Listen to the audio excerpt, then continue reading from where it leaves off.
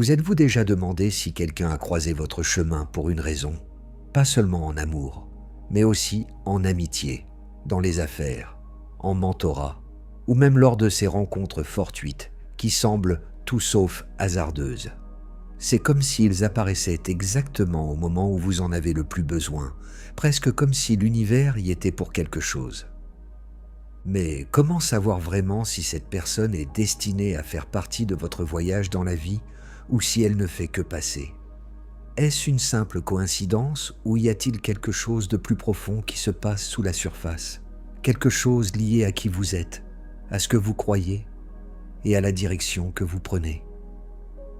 Aujourd'hui, nous allons explorer pourquoi certaines personnes entrent dans votre vie au moment parfait et comment savoir si elles sont vraiment alignées avec votre destinée ou si elles ne sont qu'une leçon déguisée.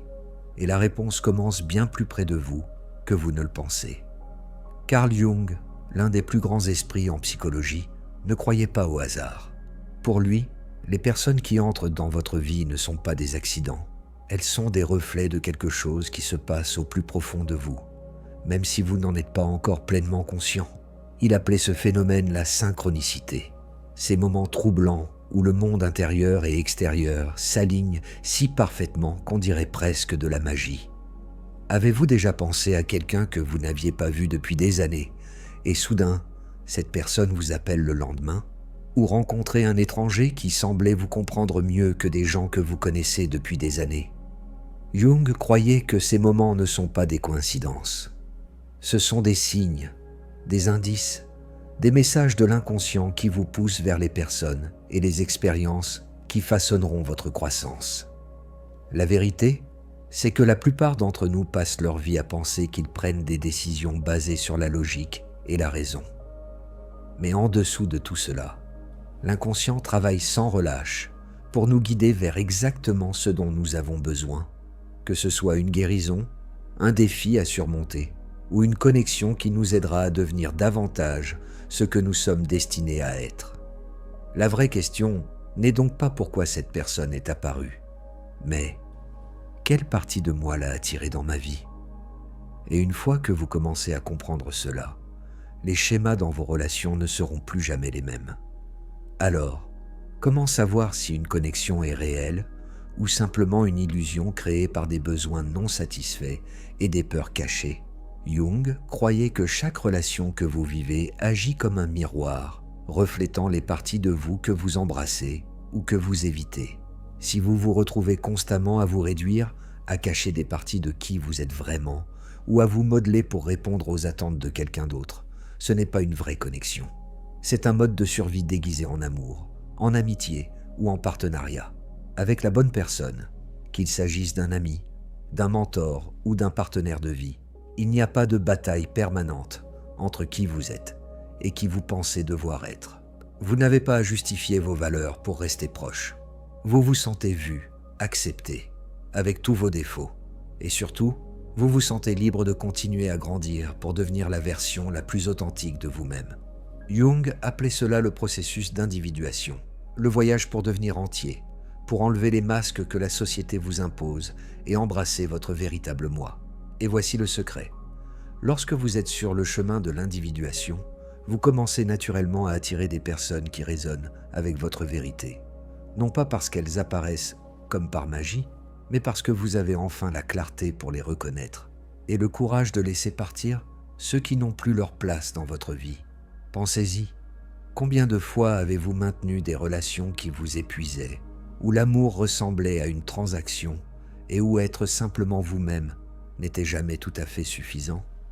Ce n'est pas une connexion, c'est de l'attachement né de la peur. Une vraie connexion ne vous demande pas de trahir votre essence. Elle vous invite à devenir davantage ce que vous êtes déjà. Et quand vous ressentez cela, quand quelqu'un vous fait sentir pleinement vivant sans vous demander de devenir quelqu'un d'autre, c'est là que vous savez. Jung croyait que votre inconscient travaille toujours à l'équilibre. Mais lorsque vous ignorez ces messages, ces signaux ne disparaissent pas. Ils deviennent plus forts. Au début, c'est subtil. Vous pourriez vous sentir agité ou mal à l'aise en présence de certaines personnes, de petits moments d'inconfort que vous balayez comme insignifiants. Mais si vous les ignorez, cette tension intérieure commence à s'infiltrer dans toutes les parties de votre vie. Vous vous sentez vidé après avoir passé du temps avec certaines personnes, comme si votre énergie avait été volée discrètement, sans que vous vous en rendiez compte. Vous vous réveillez fatigué, peu importe combien d'heures vous avez dormi. Votre corps semble plus lourd, vos pensées deviennent floues, l'anxiété s'installe, la motivation disparaît, et parfois, cela se manifeste même physiquement. Maux de tête, oppression dans la poitrine, douleur à l'estomac que vous ne pouvez pas expliquer. Ce ne sont pas des symptômes aléatoires, ce sont des drapeaux rouges de votre esprit et de votre corps qui vous disent que quelque chose ne va pas. Vous n'êtes pas aligné avec les relations auxquelles vous vous accrochez. Vous donnez trop, recevez trop peu et perdez des morceaux de vous-même dans le processus. Et tant que vous ne vous arrêtez pas pour écouter, vraiment écouter, ces signaux ne feront que s'amplifier. Parce que voici la vérité. Vos connexions les plus significatives ne vous laisseront jamais vides. Avec les bonnes personnes, vous ressentirez une paix tranquille, un sentiment de facilité. Vous respirerez plus profondément, dormirez mieux, vous sentirez plus léger. C'est ainsi que vous savez que vous êtes aligné. Votre système nerveux ne ment pas plus que cette douleur silencieuse qui vous demande « Est-ce vraiment là où je suis censé rester ?» Nous vivons dans un monde qui nous apprend à craindre d'être seuls. Il murmure que la solitude est un signe d'échec, que si vous n'êtes pas constamment entouré de gens, il doit y avoir quelque chose qui cloche chez vous. Mais, et si c'était le plus grand mensonge que vous ayez jamais cru? Jung enseignait que la solitude n'est pas une punition, c'est un espace sacré, un espace où vous cessez enfin de courir, de performer, et où vous commencez à entendre la voix que vous avez noyée pendant si longtemps, la vôtre. Demandez-vous honnêtement, quand avez-vous passé du temps dans le silence pour la dernière fois, sans chercher une distraction? Pouvez-vous passer du temps avec vous-même et réellement l'apprécier? Ou la quiétude vous semble-t-elle insupportable? Cherchez-vous quelqu'un pour vous aimer, ou quelqu'un pour vous sauver des parties de vous-même que vous avez peur d'affronter? Parce que voici la vérité que la plupart des gens ne veulent pas admettre. Tant que vous n'apprenez pas à vous sentir entier seul, chaque relation que vous entamez sera basée sur le besoin, pas sur l'amour. Vous continuerez à essayer de combler les vides avec la présence de quelqu'un d'autre, et peu importe à quel point il se rapproche, cela ne sera jamais suffisant. Mais lorsque vous embrassez la solitude, quelque chose d'incroyable se produit. Vous cessez de chercher quelqu'un pour vous compléter, et vous commencez à devenir la version de vous-même que vous étiez toujours destiné à être. Le genre de personne qui n'a pas besoin d'amour pour se sentir digne, mais qui est pleinement ouverte à le recevoir quand il arrive. Et c'est à ce moment-là que tout change. Non pas parce que vous avez enfin trouvé la bonne personne, mais parce que vous avez réalisé que vous êtes la bonne personne. Alors, avant de demander quand la bonne personne arrivera, posez-vous d'abord cette question. Suis-je le genre de personne que j'aimerais rencontrer? Parce que dès l'instant où vous devenez cette version de vous-même, celle qui connaît la paix, qui traverse la vie entière et authentique sans s'excuser, c'est à ce moment-là que les bonnes personnes trouveront leur chemin vers vous et vous n'aurez jamais à les poursuivre. Avez-vous déjà été dans une relation où peu importe combien vous donniez, cela ne semblait jamais suffisant? Vous avez essayé plus fort, donné plus de vous-même, et pourtant vous vous sentiez toujours invisible, non apprécié, comme si vous couriez constamment après leur approbation. Jung vous dirait « Ce n'est pas à propos d'eux, c'est à propos de vous. C'est votre inconscient qui travaille, projetant des croyances cachées sur les gens autour de vous. Quand il y a des parties de vous, que vous n'avez pas pleinement acceptées, vos peurs, vos insécurités, vos sentiments d'indignité, ces émotions ne disparaissent pas. Elles se manifestent dans vos relations. Vous commencez à attirer des personnes qui reflètent les doutes que vous portez au fond de vous. Si, au fond, vous croyez que vous n'êtes pas assez bien, vous attirerez inconsciemment des personnes qui confirment cette croyance, non pas parce qu'elles sont mauvaises, mais parce que votre inconscient cherche toujours à prouver ce qu'il croit déjà vrai. C'est la projection en action. Vous regardez les autres et vous ne voyez pas seulement qui ils sont, mais les parties non guéries et non reconnues de vous-même. Réfléchissez-y. Vous êtes-vous déjà senti ignoré, mais au fond, vous aviez du mal à reconnaître votre propre valeur? Vous êtes-vous senti abandonné, mais au fond, vous vous êtes abandonné émotionnellement à maintes reprises? Avez-vous blâmé les autres pour ne pas vous aimer assez, tout en retenant secrètement cet amour à vous-même? Ces schémas ne sont pas là pour vous punir. Ils sont là pour vous réveiller. Tant que vous ne faites pas face à ces croyances inconscientes, tant que vous ne les mettez pas en lumière, vous continuerez à vivre les mêmes histoires encore et encore, en les appelant le destin, en vous demandant pourquoi rien ne change. Mais dès l'instant où vous reconnaissez la projection, vous reprenez votre pouvoir. Vous réalisez que la guérison ne commence pas quand quelqu'un d'autre voit enfin votre valeur. Elle commence quand vous le faites. Et quand cela arrive, tout change. Vous cessez de mendier des miettes d'affection. Vous cessez de vous contenter d'un amour à moitié donné. Car maintenant vous savez que ce que vous acceptez en vous façonnera toujours ce que vous attirez. Imaginez ceci. Vous êtes debout devant deux portes. L'une est familière, usée. Sa poignée s'adapte parfaitement à votre main parce que vous l'avez ouverte 1000 fois auparavant. Derrière elle se trouve tout ce que vous connaissez. Le confort, la prévisibilité, et oui, la même douleur, les mêmes déceptions, les mêmes schémas insatisfaisants. Et puis il y a l'autre porte, intacte, inconnue. Sa poignée semble étrangère sous vos doigts. Derrière elle, l'incertitude, le changement, la possibilité terrifiante que la vie pourrait être différente, meilleure ou pire. Vous ne savez pas avec certitude. La plupart des gens, face à ces deux portes, choisissent la familière. Pourquoi ? Parce que même si elle fait mal, même si elle les enferme dans des cycles de frustration et de chagrin, au moins ils savent ce qu'il y a derrière. Et l'inconnu, c'est bien plus effrayant que n'importe quelle douleur qu'ils ont appris à supporter. Jung croyait que c'était la grande tragédie humaine. Nous préférons souffrir du familier plutôt que de risquer l'inconfort de la transformation. Mais voici ce que personne ne vous dit. Chaque fois que vous choisissez la vieille porte, vous ne choisissez pas seulement le passé, vous rejetez votre avenir.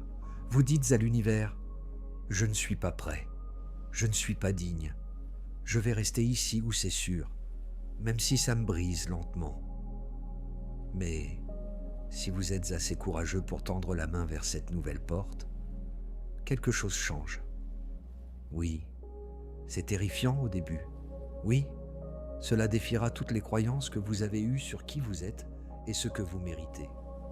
Mais derrière cette porte, il y a la liberté. C'est la vie que vous dites toujours vouloir, celle remplie de connexions authentiques, de paix et du genre d'amour qui ne vous demande pas de vous perdre pour le garder. La question est, êtes-vous prêt à endurer un inconfort temporaire pour une chance de joie durable, ou continuerez-vous à choisir ce qui est sûr, même si cela signifie rester coincé dans une vie qui ne vous satisfait pas? Personne ne peut ouvrir cette nouvelle porte pour vous, personne d'autre que vous ne peut la franchir. Et parfois, la chose la plus courageuse que vous ferez jamais est de faire un pas tremblant vers la vie que vous avez toujours été trop effrayé pour revendiquer. Soyons honnêtes, combien de fois avez-vous ignoré ce sentiment silencieux, presque imperceptible, que quelque chose n'allait pas? Peut-être s'est-il manifesté par une oppression dans la poitrine, une subtile anxiété avant un appel téléphonique, cette pause gênante avant de dire « je t'aime » et d'attendre trop longtemps qu'on vous le rende. Et pourtant, vous êtes resté. Vous vous êtes dit que c'était juste une phase, que les choses s'amélioreraient, que vous étiez trop sensible, trop exigeant, ou pire, ingrat pour l'amour que vous pensiez avoir. Mais voici la vérité que personne ne vous dit. Votre esprit peut essayer de rationaliser une relation, il créera des justifications élaborées pour vous garder dans des endroits familiers, même s'ils font mal. Mais votre corps, votre intuition, ne ment jamais. Jung croyait que l'intuition est le langage de l'inconscient, le murmure discret de la partie la plus profonde de votre psyché qui essaie de vous guider bien avant que votre esprit conscient ne rattrape. Et lorsque vous êtes en présence de quelqu'un qui est vraiment fait pour vous, cette voix ne crie pas des avertissements, elle fredonne de calme. Vous ne vous sentez pas comme si vous marchiez sur des œufs. Vous ne vous demandez pas constamment où vous en êtes. Il n'y a pas de gymnastique mentale épuisante pour déchiffrer leurs signaux contradictoires ou calculer chaque mot que vous dites pour éviter un conflit. Au lieu de cela, vous ressentez la paix. C'est la différence. Une vraie connexion ressemble à un foyer, pas à un champ de bataille. Nous romantisons l'intensité, les hauts dramatiques et les bas écrasants. La passion qui brûle vivement, mais vous laisse brûler, est vide quand elle s'estompe. Mais l'amour, le véritable amour sain et durable, ne vous demande pas de souffrir pour lui. Il ne vous fait pas douter de votre valeur chaque jour ou sentir que vous êtes dans une lutte constante pour gagner de l'affection. L'amour n'est pas censé ressembler à une zone de guerre. Quand vous êtes avec la bonne personne, il y a de la facilité, de l'espace pour respirer, pour être pleinement vous-même, sans crainte de rejet ou de punition. Il y a une certitude silencieuse que vous êtes en sécurité, pas seulement physiquement, mais aussi émotionnellement, spirituellement et mentalement. Et si vous êtes honnête avec vous-même, vous connaissez déjà la différence. Votre intuition vous l'a dit maintes et maintes fois. La question est, êtes-vous enfin prêt à écouter ? Parce que la paix ne crie pas toujours. Parfois, c'est juste une voix douce à l'intérieur qui dit « Tu n'as plus à vivre comme ça ». Et ce moment où vous choisissez de faire confiance à cette voix, c'est là que tout commence à changer. S'il y a une vérité que nous devons tous affronter, c'est celle-ci. Vous ne pouvez pas attirer ce que vous n'êtes pas encore prêt à tenir. Tant de gens passent leur vie à chercher l'amour, espérant que quelqu'un viendra enfin les rendre entiers. Mais l'amour ne fonctionne pas ainsi. Tant que vous n'aurez pas guéri les parties de vous qui se sentent indignes, tant que vous n'arrêterez pas de chercher quelqu'un pour combler les vides que vous avez laissés sans attention, chaque relation que vous entamerez sera le reflet de vos affaires inachevées. Vous poursuivrez soit des gens qui ne peuvent pas vous aimer en retour, soit vous repousserez ceux qui le font, parce que, au fond, vous ne croyez pas les mériter. Jung croyait que nous ne rencontrons pas les autres par hasard. Nous les rencontrons lorsque nous sommes prêts à voir les leçons qu'ils apportent, les miroirs qu'ils tendent et les vérités qu'ils révèlent sur notre propre monde intérieur. C'est pourquoi la guérison n'est pas quelque chose que vous faites après avoir trouvé l'amour. C'est ce que vous devez faire avant pour que lorsque l'amour arrivera enfin, vous puissiez le reconnaître. Et voici la partie magnifique. Lorsque vous devenez la version la plus authentique de vous-même, lorsque vous cessez de vous excuser pour qui vous êtes, lorsque vous embrassez chaque cicatrice et chaque défaut, quelque chose change. Vous n'avez plus à courir après l'amour, à mendier l'attention ou à vous contenter de moins que ce que vous méritez. Vous devenez l'amour, et depuis cet endroit, la bonne personne ne vous complète pas. Elle rentre simplement chez vous. Parce que maintenant vous vivez comme la version de vous-même que vous étiez toujours destiné à être. Entière, en paix, ouverte à recevoir, non pas par désespoir, mais depuis un lieu de confiance tranquille et de profonde estime de soi. Alors, posez-vous la question, est-ce que j'attends que quelqu'un me sauve, ou est-ce que je deviens la personne qui n'a plus besoin d'être sauvée ? Parce que lorsque vous faites cela, lorsque vous rentrez enfin chez vous, c'est à ce moment-là que l'amour franchit la porte sans effort. Si ces mots vous ont atteint aujourd'hui, peut-être que ce n'est pas un hasard. Peut-être est-ce un doux rappel qu'avant de chercher la bonne personne, vous devez d'abord devenir la bonne personne pour vous-même. Alors, je vous invite à faire une pause et à réfléchir.